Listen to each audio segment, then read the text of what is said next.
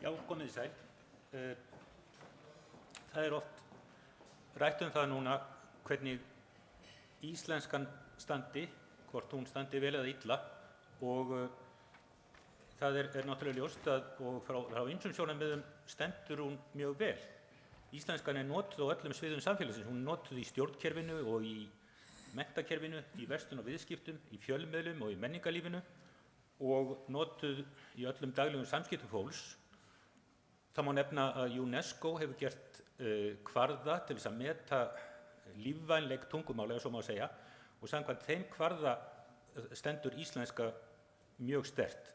Þannig að það mætti ætla að það þyrfti ekki að hafa neina áhyggjur af framtíð tungumálsins, en það nú samt þannig að þetta gæti verið að breytast vegna gerbreytts umhverfis tungumálsins. Það nefnilega þannig að á síðustu 4-5 árum þá hefur orðið gerbylting á umhverfi og aðstæðum íslenskunar. Ég ekki viss að menn átti sig alltaf á hvað margt hefur breyst á svo ótrúlega stuttum tíma. Sumt að því varðar upplýsingatækni, annað ekki, en það náttúrulega snjalltækjabyltingi. Við veitum það náttúrulega núna eru allir með snjallsíma eða spjaldtölvur sítengdir við enskan menningar heim og þetta dregur náttúrulega bara úr venjulegum samskiptum, bara samtali fólks á íslensku. Það sér í barnaafmælum sér maður fólk sitja hvert í sínu horni í snjallsímanum án þess að fólk sé að tala saman. Svo það YouTube og Netflix-væðingin, þar sem að stór hluti þjóðarinnar, eða kannski megin hluti þjóðarinnar, hefur ótakmarkaðan aðgang að ótakmörkuðu myndefni, ótekstuðu á ensku og allt niður í ung börn sem að horfa mikið á þetta. Svo það straumur ferðamanna sem hefur mikil áhrif bæði í verslun og viðskiptum og í menningarlífinu. Maður sér í búðum mikið að merkingar á ensku hafa aukist og víða íslenskunni alveg sleppt. Það þarf nú ekki, þegar þið komið inn, þá sjáu það stór skilti this is a private event, það stendur ekkert á íslensku. Svo það fjölgun innflytjenda og þar bæði náttúrulega að ræða flóttamenn og hælisleitendur, líka fólk sem komið hingað til að vinna. Því var nýlega spáð að það ég man ekki hvað mikil fjölgun spáð, en allavega mjög mikil fjölgun á næstu árum. Svo háskólastarf á ensku fer vaxandi, bæði fer skiptinemum fjölgandi og erlendum kennurum, þannig að notkun ensku í háskólastarfi hefur stór aukist og það gæti leitt til þess að háskólanemar þeir venjist ekki á að nota íslensku, tala og skrifa sín fræði á íslensku. Það hefur auðvitað svona margfeldisáhrif út í þjóðfélagið. Svo það alþjóðavæðingin sem kannski spurning hugarfar. Unga fólki núna, það sér ekkert framtíð sína endilega á Íslandi. Það var könnun sem var sagt frá í sumar, þar sem kom í ljós að helmingur 15-16 ára unglinga vill búa erlendis í framtíðinni og auðvitað getur það haft áhrif á áhuga fólks á að læra íslensku og nota íslensku á öllum sviðum. Þetta allt saman eitthvað sem komið og eitthvað sem hefur verið að gerast núna bara á örfáum árum, en síðan þetta síðasta sem ég nefni þarna, talstýring tækja, það kannski ekki komið langt hér, en þetta komið erlendis heilmikið og fer mjög ört vaxandi þegar alls konar tækjum stjórnað með því að tala við þau, og þá spurning hvaða tungumál á að tala. Þannig að ég hef stórar áhyggjur af því að menn átti sig ekki á því hvað aðstæðurnar hafa breyst alveg ótrúlega mikið á ótrúlega stuttum tíma. Það var fyrir, þetta frosið.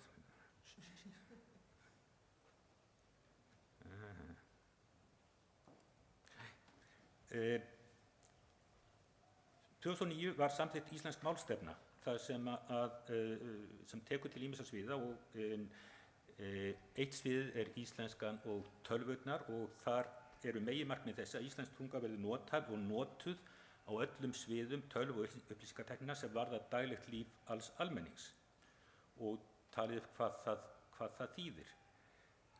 Síðan var í maí 2014 þá var samþykkt þingsályktun á Alþingi notkun íslensku í stafrænni upplýsingatækni þar sem að stóð að Alþingi ályktar að fela mennta- og menningarmálaráðherra að skipa nefnd sérfræðinga í málvísindum og upplýsingatækni sem geri áætlun aðgerðir er miðað að því að gera íslensku gjaldgenga í stafrænni upplýsingatækni og stuðla notkun hennar á þeim vettvangi. Áætlunum feli í sér tímasett yfirlit aðgerðir og áfanga kostnaðarmat og fjármögnun og þessi nefnd sem þarna tala var skipuð í september 2014 og skilaði áliti í desember sama ár, sem sagt fyrir rúmu ári. Og ef maður spyr hvað er það, hvað vantar okkur til þess að íslenska verði gjaldgeng í samskiptum við tölvurnar, þá vantar okkur annars vegar hugbúnað til þess að greina íslensk hljóð, íslensk orð, beygingar, setningagerð og annað slíkt. Okkur vantar hugbúnað til að þýða milli íslensku og annarra tungumála og okkur vantar hugbúnað til þess að mynda íslensk málhljóð, orð og setningar. Og síðan vantar okkur gögn. Okkur vantar gagnasöfn, geysilega mikil gagnasöfn, orðasöfn með beygingum orða, setningafræðilega greind, textasöfn, orðasöfn með merkingarmennslum, söfn að upptökum talaðs máls. Hugbúnaðinn getum við að verulegu leyti fengi. Það er tækni sem er til og það er bara aðlega hana íslensku. Það er ekki endilega svo mikið mál. En gögnin, upplýsingar það hvernig íslenska sé, þau þurfum við að útvega vegna þess að nútíma máltækni byggist fyrst og fremst á því að tölvurnar eru látnar skoða gífurlega mikið af gögnum, bæði rituðu og töluðu máli, og greina mynstur í þessum gögnum til þess að finna hvernig íslenskan sé, til þess að geta skilið hana og talað. Þetta eru svo þessi nefnd sem ég nefndi áðan, hún skilaði þarna áliti í desember 2014 og gerði áætlun til 10 ára og lagði til að það verði settar í þetta tæpur milljarður á næstu 10 árum. Milljarður eru þetta heilmikið fé en samt smápenningar miðað við það hvað í húfi. Þarna eru ákveðin verkefni tilgreind eins og málfarsleiðrétting, talgreining, vélrænar þýðingar, en tilfellið hins vegar að það mjög erfitt að gera langtíma áætlun þetta vegna þess að tækniframfarirnar eru svo örar að hvaða áætlun sem gerð hún verður úrelt að einhverju leyti bara á stuttum tíma. En ef maður spyr svo hvað hafi gerst, þá var stofnaður í fyrra svokallaður máltæknisjóður með 15 milljón krónum á fjárlögum, en í aðgerðaáætlun nefndarinnar voru reyndar 40 milljónir fyrir 2015. Í fjárlögum fyrir þetta ár eru 30 milljónir króna ætlaðar í máltækni, en það voru 90 milljónir í tillögum nefndarinnar.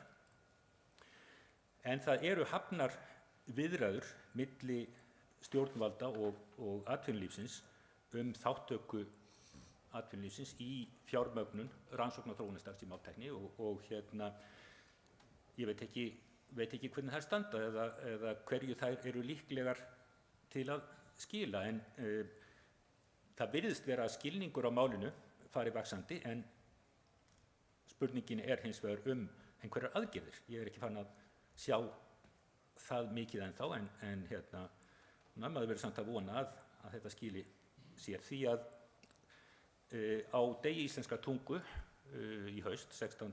nóvember, þá sagði mennta- og menningarmálaráðherra á Alþingi: það verður að vera þannig og það verður þannig að á næstu misserum og árum verði tryggt að nægjanlegt fjármagn fáist til að vinna þá vinnu sem nauðsynleg til að íslenska verði gjaldgeng í hinum stafræna heimi.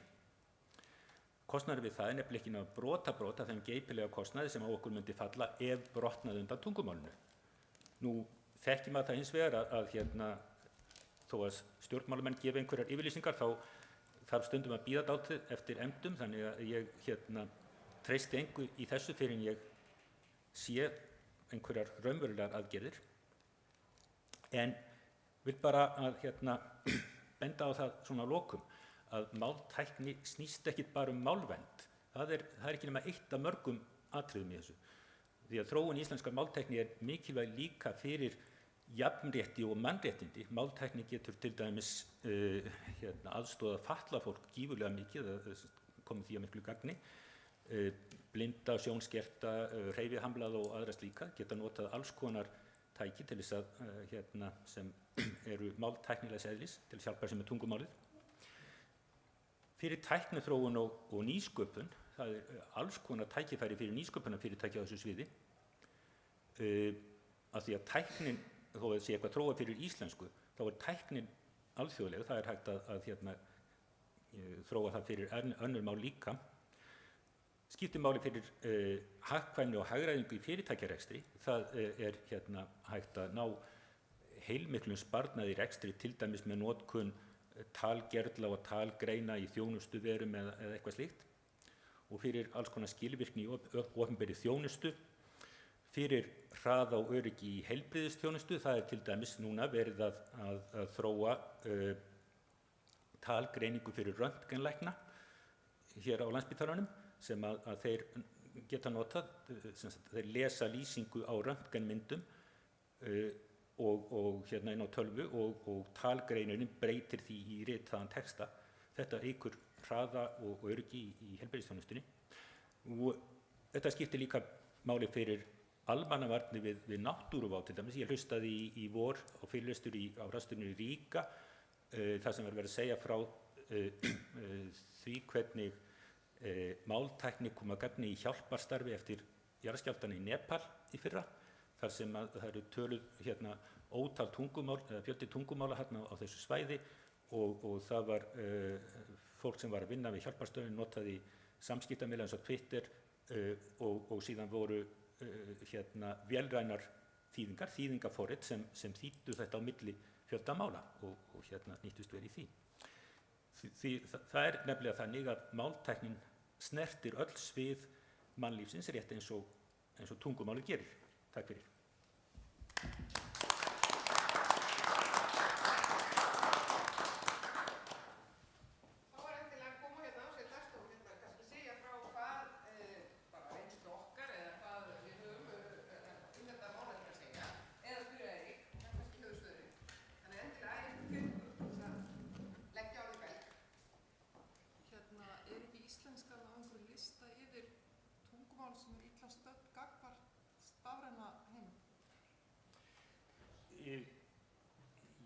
Já og nei, það er að segja að það var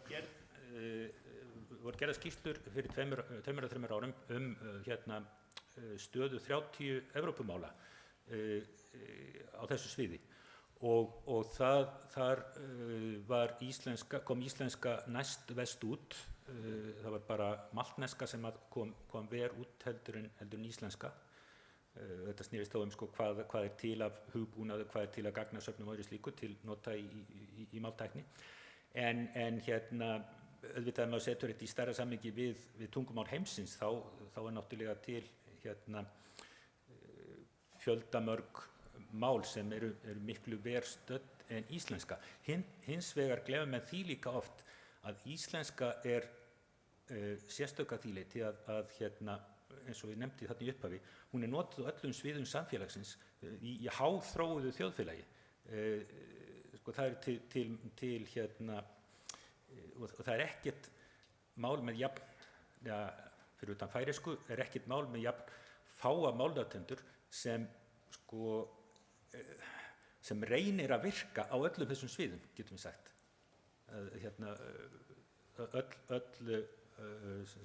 Það til mál sem eru með færri málnotendur en þau eru þá yfirleitt notuð bara á einhverjum afmörkuðum sviðum, ekki svona öllum sviðum eins og íslenska.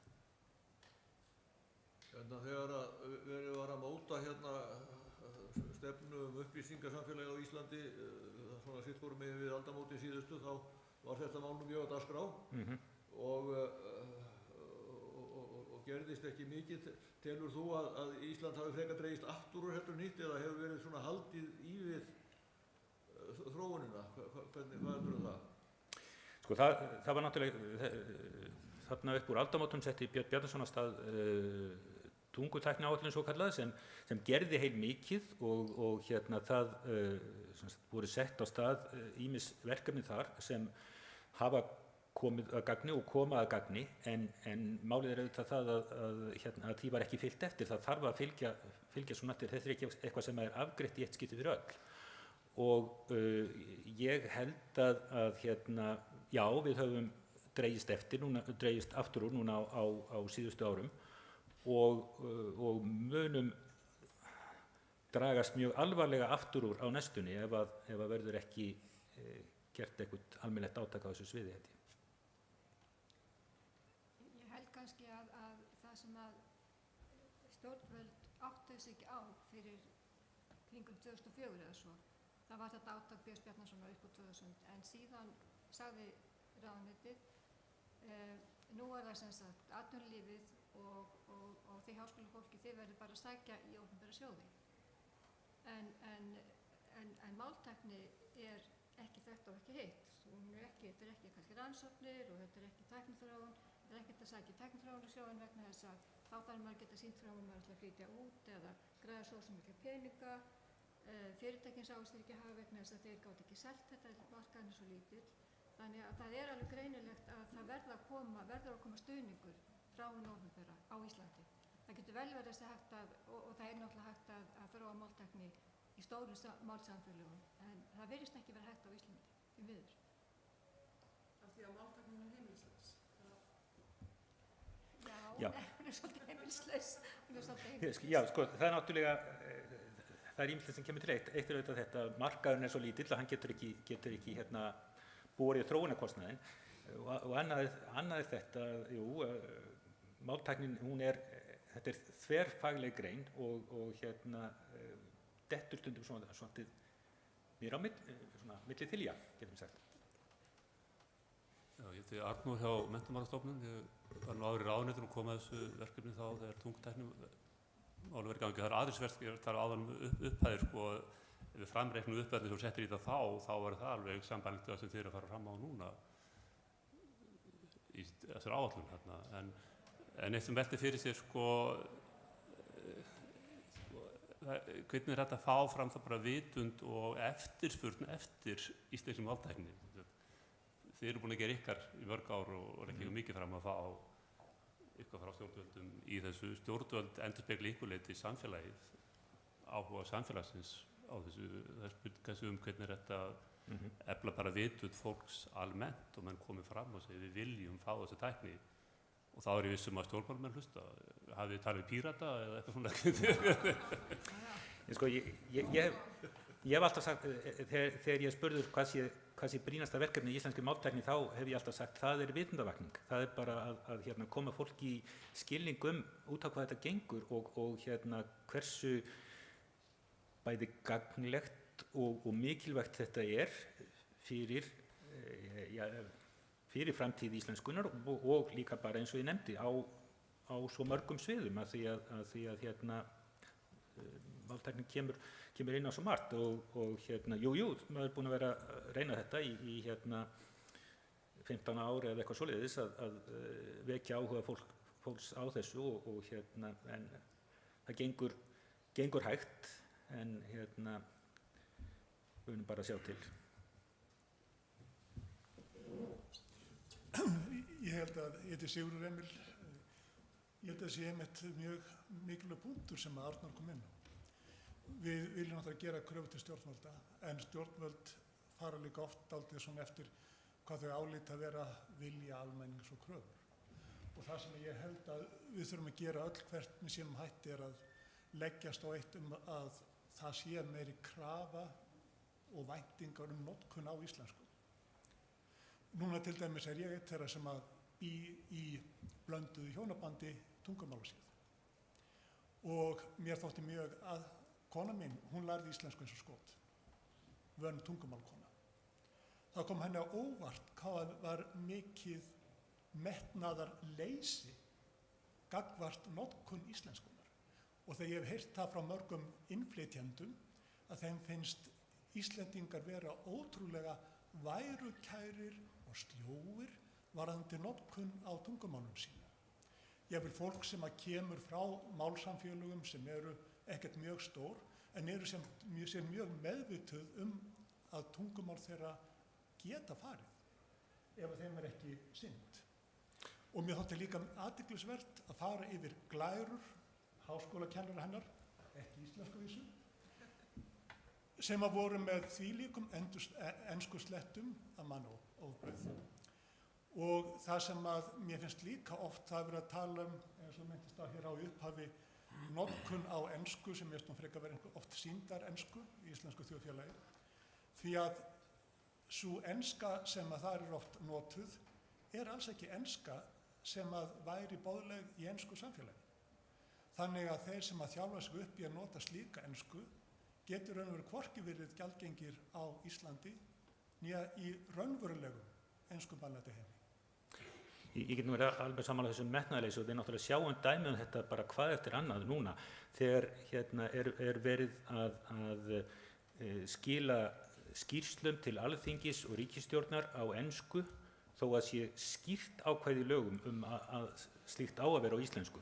Og íslensk málnefnd hvað eftir annað að senda frá sér athugasemdir við þetta, menn bara yppta öxlum og segja að það var skilað einhverju skýrslu daginn á ensku til utanríkisráðherra og það þóttist enginn vita af hverju skýrslan var á ensku, af því bara, það gat enginn komið skýring á þessu.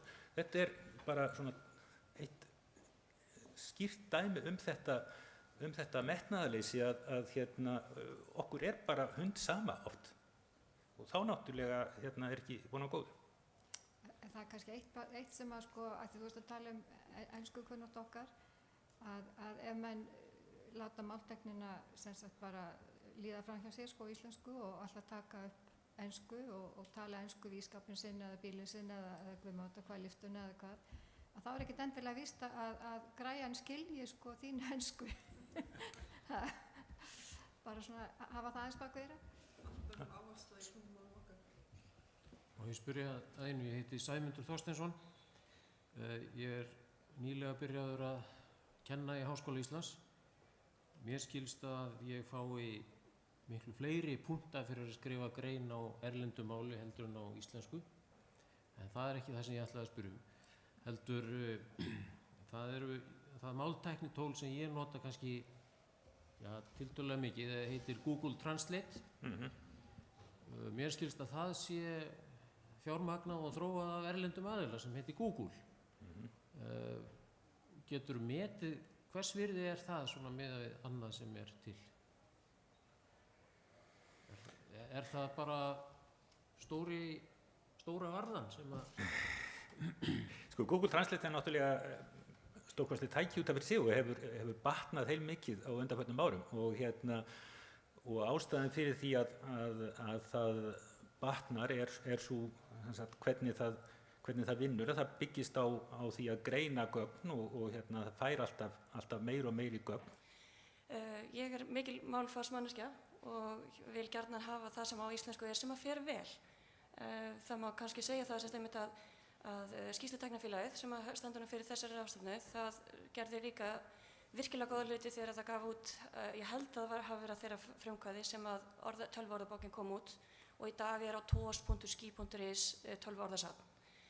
En það sem að mér þykir eiginlega svolítið þætti væntum að sjá að það orðasafn fá að þróast með því sem við sjáum að fór í notkun eða fór ekki í notkun.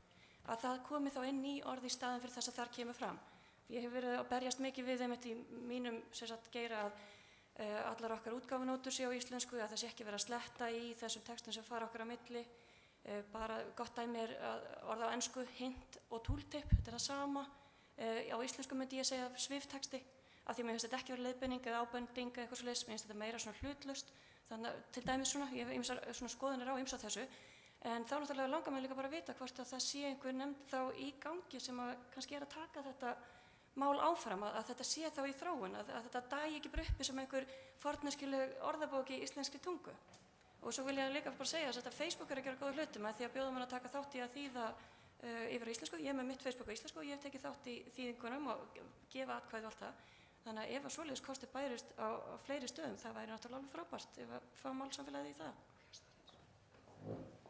kannski við Sigrún þar svörum þessu hérna. Já. Það er rauninni já, Ský og Sigrún Helgadóttir þar í forsvari sjáum að gefa út tölvuorðabókina og hélt henni í þróun þar til hvað, við hættir fyrir hvað 2 árum síðan. Já. Og við erum sem sagt ennþá með starfandi tölvuorðanefnd en hún hefur, og ég verði að viðurkenna það, ekki verið nógu virk og við höfum alltaf verið að reyna að leitast við að bæði fá fólk í nefndina, þannig að endilega þér er velkomið að koma í nefndina og líka kannski fjármagn til þess að kannski eiga möguleika að gera hluti. En fyrst og fremst byggist það á því að nefndin þarf náttúrulega að ákveða hvernig við ætlum að halda áfram að þróa þessa tölvuorðabókina og raunin það efni sem við höfum. Þannig að Sigrún, viltu bæta eitthvað við þetta? Nei? Ég veit ekki sko, ég ætti að kynna, ég heiti Sigrún Helgadóttir, ég var formaður orðanefndar Skýrsluteiknifélagsins í alveg rosalega langa tíma, lengur en elstu menn muna, sagði einhver hér áðan. Og svo hefði verið að vinna með Eiríki núna í einhver 12-13 ár í máltækni, þannig ég er með svona marga hatta. En sem sagt, hlutverk þessa fundar kannski ekki að tala um tölvuorðasafnið, en það sem það eru 5 útgáfur og síðast útgáfun er bara á netinu. Og þetta er náttúrulega bara starf sem var gríðarlega mikið og ég ætla ekki að fara að lýsa því, en því miður, það er ekkert í gangi núna og eftir þennan dag í dag að þá er ég mjög hugsi og ég held að það þurfi bara menn þurfa bara að taka sér saman í andlitinu og gera eitthvað. Skýrsluteiknifélagið eiginlega getur ekki verið þekkt fyrir að gera ekki neitt. Má ég aðeins hérna. Ég heiti Hafliði, tölvunarfræðingur og ég bjó erlendis í nokkur ár hérna við gamla daga. Og þegar ég flutti út, þá þýddi ekkert fyrir mig að reyna að tala ensku úti. Það var eiginlega að svara það bara á norsku tilbaka. Það voru sumir sem svöruðu á ensku tilbaka en flestir svöruðu bara á norsku. Og þeir svöruðu bara á hraðri norsku og mjög hraðri og sinni díalektu. Og mér var bara hent út í djúpulauðinu, ég þurfti bara að gjöra svo vel og læra norsku. Ég gerði það. En hérna á Íslandi, þá ef útlendingur kemur og reynir að tala íslensku, þá er hún oft svarað bara á ensku. Eða eins og þú nefndir áðan, það sem að þeir halda sig enska. Og þetta held ég að sé nú hluti af vandamálinu að þetta er það er engin áhugi fyrir þessu. Menn er eiginlega bara stoltir að því geta tjáð sig á ensku. Finnst það sniðugt. Ég veit að með strákinn minn, ég hef nú fylgst með þessu í gegnum tíðina, ég á 3 börn og það er svolítið langt á milli þeirra. Ég tegði þetta svolítið vel, lópan. Og yngsti strákurinn, hann bara allt í einu einn góðan veðdag, þá tók ég eftir því að hann var bara að tala ensku. Ég var mjög hissa, ég hafði aldrei tekið eftir því áður að hann væri einu sinni að reyna það. En hann var alltaf bara að tala ensku. Og þessu tók ég eftir þegar við vorum að tala við ensku hjón. Og hann byrjaði bara að taka þátt í samræðunum. Hann talaði miklu betri ensku en ég. Hann var eitthvað 10-11 ára, ég man ekki hvað hann var gamall. Þetta fannst mér mjög undarlegt. Þannig að ég veit ekki, ég held að við þurfum að vera með áróður, miklu meiri áróður. Við þurfum að fara í krakkana. Strákurinn minn, hann er með íslensku á tölvunni. Hann vill hafa stýrikerfið á íslensku. En hann leikur leikinn á ensku. Þegar hann er að leika við hina krakkana, þá talar hann ensku, ekki íslensku.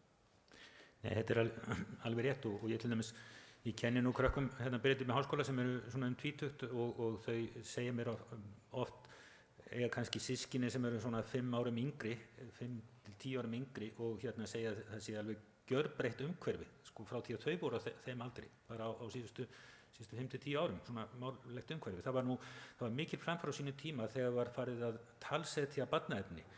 Nú hérna er það eiginlega, nú sitja börnin yfir hérna YouTube og Netflix og einhverju svoleiðis sko á ensku og það er auðvitað fínt að börnin læri ensku sem best og sem yngst en ef að enskan kemur í staðinn fyrir íslenskuna þá er það orðið verra en ég er alveg sammála því það brýnasta er einhver vitundarvakning að fólk bara efla metnað fólks til þess að tala íslensku.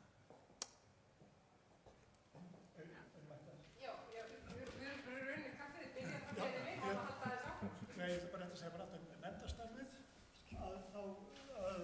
þá vil ég bara nefna samt að ég er samt jafnframt formaður þess að vísbyrða netöryggisráðs og ein aðgerð þar einmitt snýr að hugtökum og þá höfum við verið að leita samstarfs við einnorða nefndir við áhuga fólk og markmiðið er að koma þessum orðum í notkun í orðasafni utanríkisráðuneytisins. Við höfum enga peninga, þannig sem að leikist aðeins íslenskunni. Við þurfum ekki að deila það að deila, en frekar bara einhvern veginn að vinna saman. Þannig að þetta er mjög gott framtak næstu hvort þessi mjög ekki. En mér langar líka aðeins bara það sem ég kynjavingill í þessu eins og ég upplifði það. Mér finnst til dæmis engin tilvíðandi strákurinn þinn sem 10-11 ára þannig að tala ensku. 10-11 ára stelpur eru síður að gera þetta. Nei, dóttir mín sem er núna rúmlega 30, hún talaði ensku 12 ára gömul, bara allt í einu eins og þú lýsir. Já, tvær stelpur, það var ekki þannig að þeim, en strákurinn minn, hann var bara allt inn og allt með ensku. Af því hann var svo